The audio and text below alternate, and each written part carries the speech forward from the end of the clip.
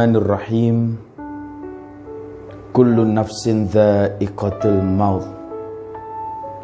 Inna lillahi wa inna ilaihi raji'un. Inna lillahi wa inna ilaihi raji'un. Inna lillahi wa inna ilaihi raji'un.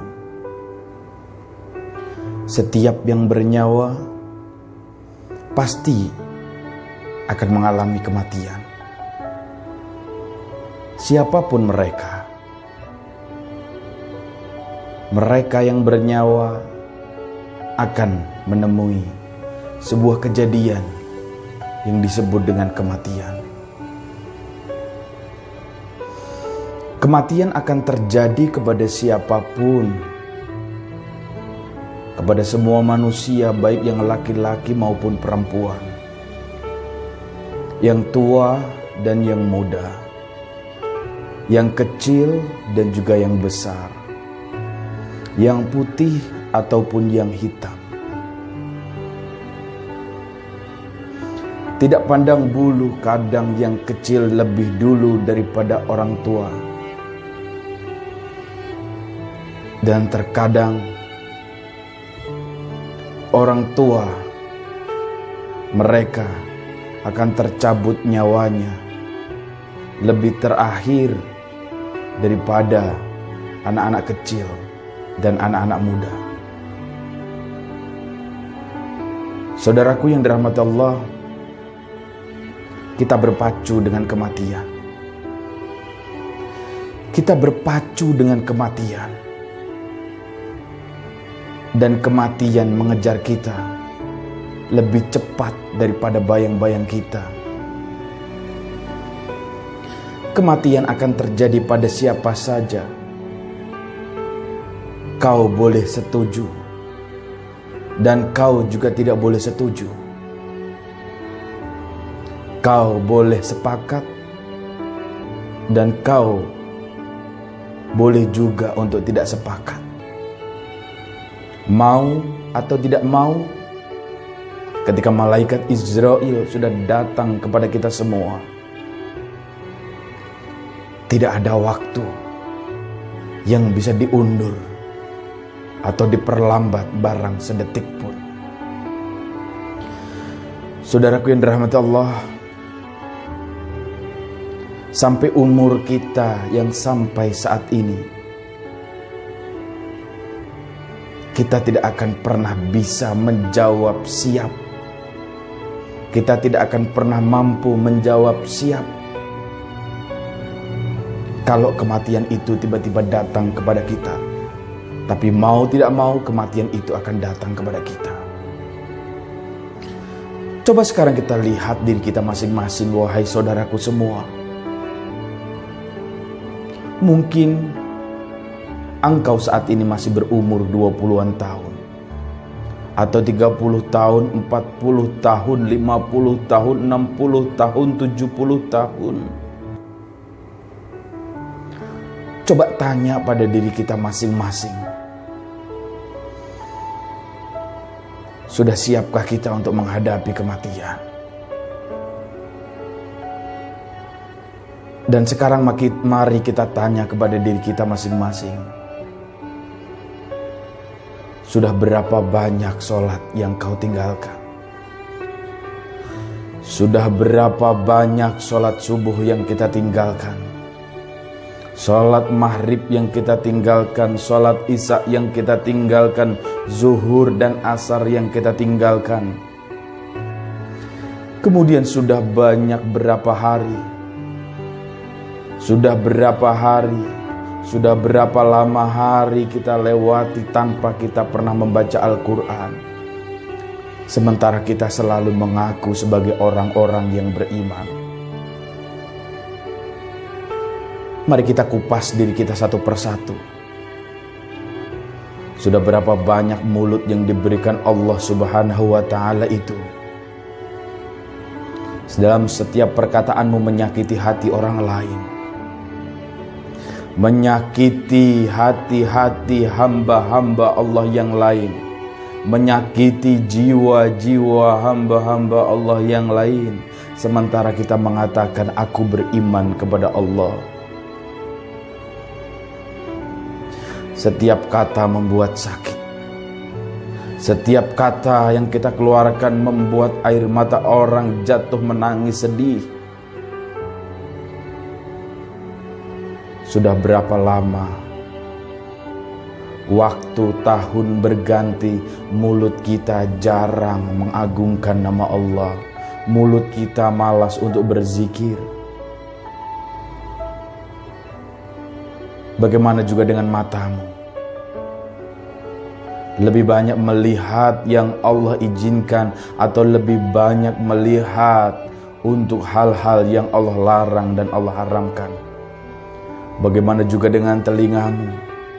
Lebih banyak mendengar panggilan Allah, lebih mendengar ayat-ayatnya Allah, lebih mendengar perintahnya Allah, atau lebih mendengarkan kata-kata kotor? Bagaimana juga dengan tanganmu? Coba akui dalam diri kita masing-masing, sudah berapa banyak milik orang lain kita ambil? Sudah berapa banyak tangan ini mendarat di tubuh dan badan orang lain? Sudah berapa banyak tangan ini berbuat jahat kepada orang lain? Begitu juga dengan kaki. Sudah berapa banyak kaki ini melangkah ke tempat-tempat maksiat? Sudah berapa banyak kaki ini malas justru untuk melangkah ke rumahnya Allah, malas untuk ke masjid. Tetapi begitu kaki ini diajak untuk melangkah ke tempat-tempat yang berdosa, ke tempat-tempat maksiat, begitu ringannya kaki ini melangkah. Kemudian mulut kita, mata kita, telinga kita, tangan kita, kaki kita, semua akan dimintai pertanggungjawaban Allah satu persatu, dan tidak akan pernah engkau berbohong kepada Allah Subhanahu wa taala. Kematian pasti datang. Kullu nafsin dha'iqatul maut. Entah besok, entah lusa, minggu depan, bulan depan, tahun depan, atau entah kapanpun, yang pasti sakaratul maut akan datang ke tempat kita. Saudara-saudaraku yang dirahmati Allah, bagaimana dengan perut kita? Lebih banyak mana air yang masuk ke dalam tubuh kita, air yang diizinkan oleh Allah, atau banyak alkohol yang masuk ke dalam perut kita? Makanan yang haram masuk ke dalam tubuh kita, ataupun makanan yang haram yang justru masuk ke dalam tubuh kita? Saudara-saudaraku yang dirahmati Allah, berkaca kepada diri kita masing-masing. Jika seandainya Allah Subhanahu wa taala memanggil kita pada kesempatan ini, pada saat ini, pada detik ini, maka tanya dirimu sendiri, engkau akan tinggal di surga atau engkau akan tinggal di neraka? Coba tanya dalam dirimu, sudah berapa lama kau tidak pernah membaca Al-Quran? Sudah berapa lama bahkan kau tidak pernah memegang Al-Quran? Atau jangan-jangan di rumahmu tidak ada Al-Quran? Atau jangan-jangan engkau lupa terakhir kali di mana engkau menaruh Al-Quran? Saudaraku yang dirahmati Allah, bagaimana sikap kita? Bagaimana telinga kita? Bagaimana perilaku kita ketika panggilan hayya 'alas shalah, hayya 'alal falah berkumandang dan terdengar sampai telinga kita? Apakah kita bergegas menuju ke masjid untuk menjawab kerinduan kepada Allah? Atau justru kita marah-marah, panggilan azan itu sangat mengganggu sekali? Astaghfirullahaladzim. Saudara-saudaraku yang dirahmati Allah, ketika pun engkau sering pergi ke masjid, Tanya dalam dirimu, sudah seberapa banyak kau sombong, seolah-olah kau menganggap orang lain lebih banyak dosanya daripada dirimu sendiri. Kau merasa orang yang paling soleh, kau merasa orang yang paling baik, engkau merasa bacaan Qur'anmu lebih baik daripada orang lain. Engkau merasa engkau yang pantas memasuki surga, sedangkan orang lain tidak pantas memasuki surga. Astaghfirullahaladzim. Sudah berapa banyak kau ketika berpapasan dengan orang, kau tidak melemparkan senyum kepada mereka. Yang kau lemparkan justru dendam, justru iri hati, dengki, dan lain sebagainya. Bagaimana pula dengan hartamu? Ketika kau mempunyai harta, sama sekali kau tidak mau berbagi dengan orang lain. Engkau merasa bahwa yang engkau dapatkan adalah hasil kerja kerasmu. Astaghfirullahaladzim. Padahal sama sekali bukan. Kalau bukan karena Allah, kau tidak akan mampu seperti itu. Kekayaanmu, sudah berapa banyak yang kau belanjakan di jalan Allah? Harta bendamu, sudah berapa banyak yang kau dapatkan secara jalan yang tidak benar? Kau ambil milik orang lain, kau ambil yang bukan milikmu, yang kemudian itu semua dinikmati oleh anggota keluargamu. Ketika engkau bekerja, kau ambil uang kantor dengan cara korupsi, kau ambil milik orang lain. Sementara itu kau berikan kepada keluargamu sehingga mereka memakan makanan yang haram dan menyatu dengan perut mereka, menyatu dengan tubuh mereka, menyatu dengan jiwa mereka, dan menyatu dengan aliran darah mereka. Saudaraku yang dirahmati Allah, kita merasa orang yang paling soleh, kita merasa orang yang paling pintar, kita merasa orang yang paling benar. Sebentar-sebentar kita marah, sebentar-sebentar kita tersinggung, sebentar-sebentar kita menyalahkan orang lain, seolah-olah diri kita yang menjadi paling benar.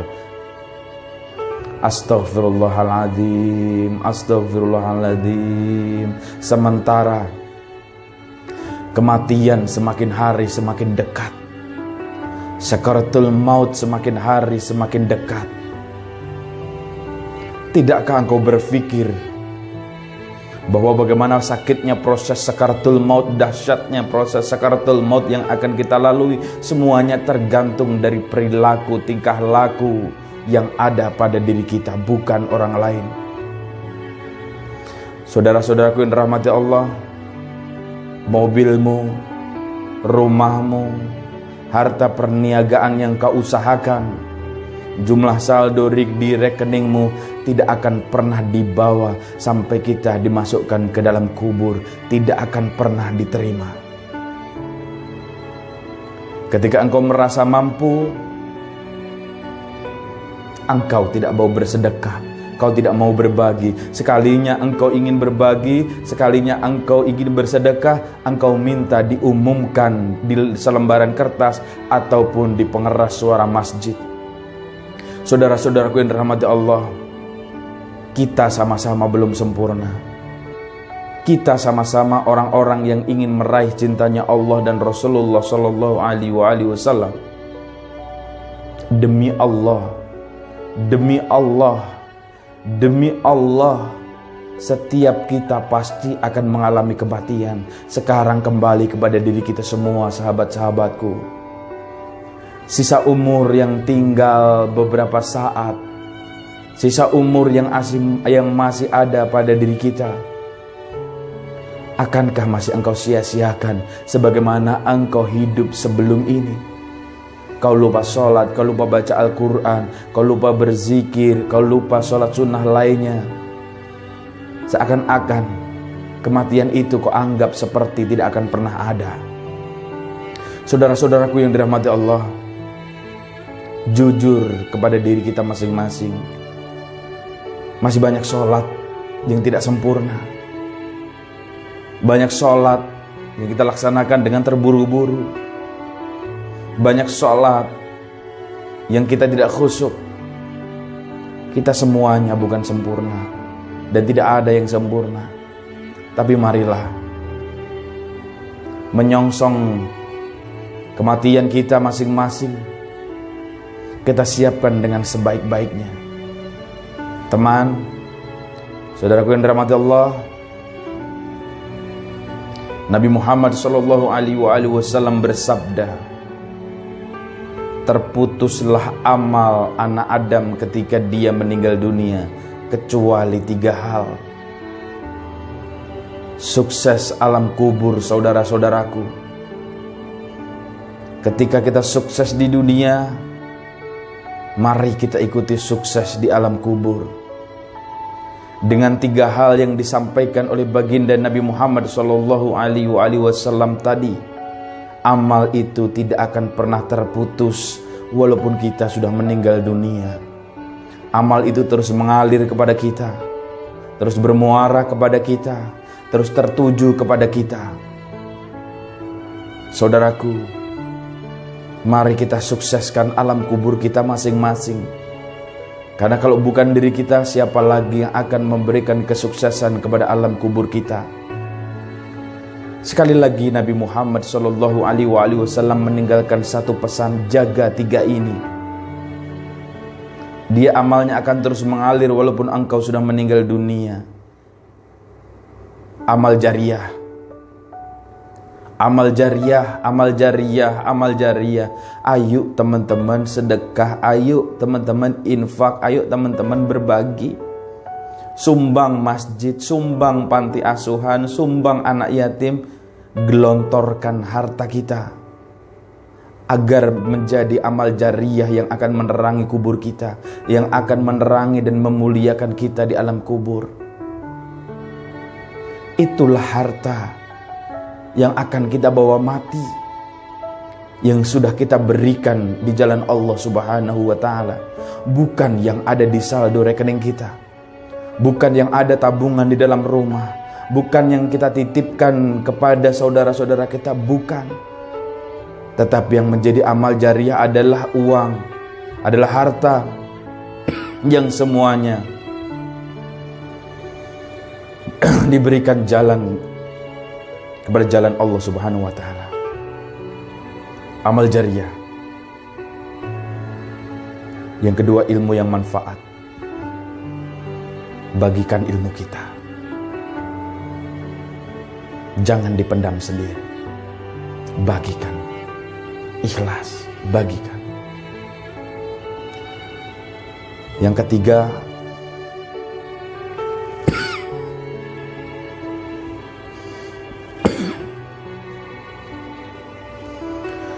anak-anak kita, saudara-saudaraku yang dirahmati Allah.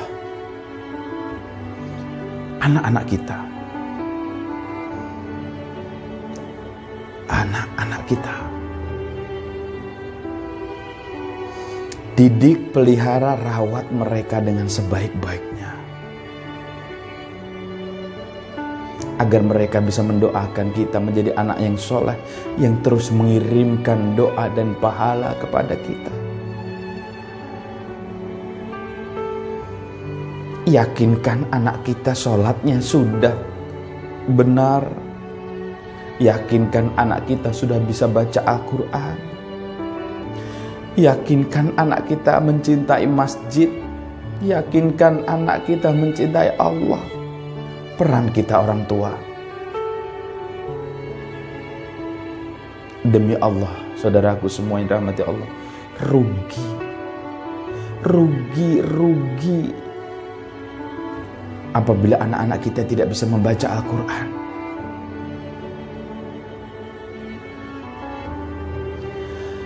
Anak-anak kita yang nanti akan merawat kita ketika kita tua, anak-anak yang akan merawat jenazah kita. Kalau kita boleh meminta kepada Allah, ya Allah, izinkan Allah, ketika kami nanti meninggal dunia, yang mengurus jenazah kami itu anak-anak kami, yang memandikan jenazah kami juga anak-anak kami, yang mengkafani kami anak-anak kami, yang mensolatkan kami adalah anak-anak kami, yang menguburkan kami adalah anak-anak kami, dan yang memimpin doa buat kami juga anak-anak kami. Ya Rob, jadikan anak-anak kami semua ini anak-anak yang salih salihah. Jadikan mereka kebanggaan kami dunia akhirat. Jadikan mereka anak-anak yang mampu membawa kami menuju surgamu ya Allah. Anak-anak yang mengangkat derajat kami, yang mengangkat martabat kami ya Allah. Ya Rabb, panjangkan umur anak-anak kami. Saudara-saudaraku yang dirahmati Allah, sebelum terlambat, yuk perbaiki diri kita. Perbaiki diri kita semua. Sholat kita benahi. Cintai masjid, cintai Al-Quran, cintai Allah dengan sebetul-betulnya cinta.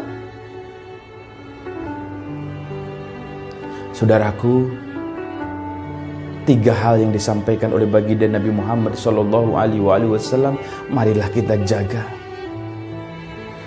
Kalau kita meninggal dunia, kemudian kita di alam kubur, kemudian kita tidak mempunyai 3 hal tadi, tidak mempunyai amal jariah, tidak mempunyai ilmu yang manfaat, anak-anak kita juga tidak ada anak-anak yang soleh, na'udzubillahi min dzalik. Lalu pahala kita mau nambah dari mana?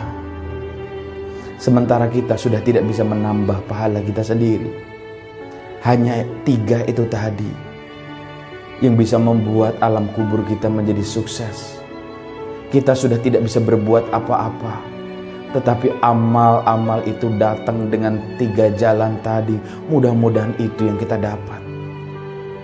Sehingga pada saat di alam kubur, pahala kita terus bertambah dari amal jariah kita yang kita tanam,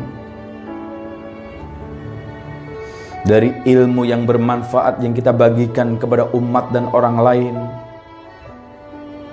dan juga dari anak-anak yang solih-solihah yang selalu mendoakan dan mengirimkan doa kepada kita semua. Saudaraku yang dirahmati Allah,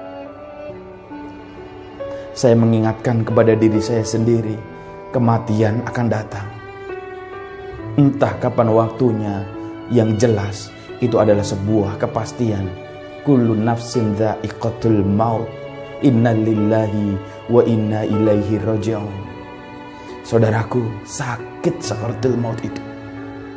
Sakit banget sakaratul maut itu, teman-teman. Bagaimana Allah dan Nabi Muhammad SAW menggambarkan sakit. Maka siapkan diri kita, jadikan kita yang terbaik.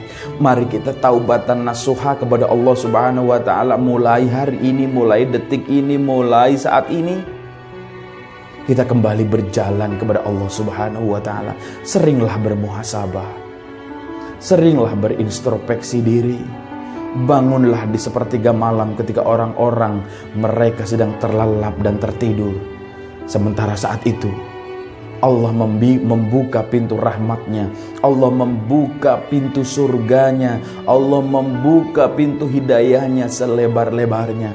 Yakinkan kita berada dalam antrian untuk menuju pintu tersebut. Saudaraku yang dirahmati Allah, jadikan anak-anak kita yuk salih-salihah. Kirimkan ke pesantren, ajari mereka agama Islam, ajari akhlak. Allahumma sholli ala Muhammad wa ala ali Muhammad. Saudara-saudaraku yang dirahmati Allah, tidak akan lama hidup kita. Tidak akan lama hidup kita. Semuanya. Ada yang sehari lagi, ada yang 2 hari lagi, seminggu lagi, sebulan lagi, setahun lagi, 3 tahun lagi, 5 tahun lagi, 10 tahun lagi, bahkan ada yang lebih dari 50 tahun lagi. Tetapi kematian adalah sebuah kepastian. Dan ketika itu datang, ya Allah, kami mohon kepadamu, ya Allah. Kami berharap padamu, memohon dengan segala kerendahan hati kami, ya Allah. Jika Engkau panggil kami, ya Allah, panggil kami dalam keadaan husnul khatimah. Panggil kami, ya Allah, ketika kami sedang sholat tahajud. Cabut nyawa kami, ya Allah, ketika kami sedang sholat di masjid. Cabut nyawa kami ketika kami sedang membaca Al-Quran, ya Allah. Cabut nyawa kami ya Allah ketika kami sedang melaksanakan wukuf di padang Arafah. Cabut nyawa kami ya Allah ketika kami sedang melaksanakan tawaf di Ka'bah-Mu. Dan jadikan kalimat terakhir yang keluar dari mulut kami adalah La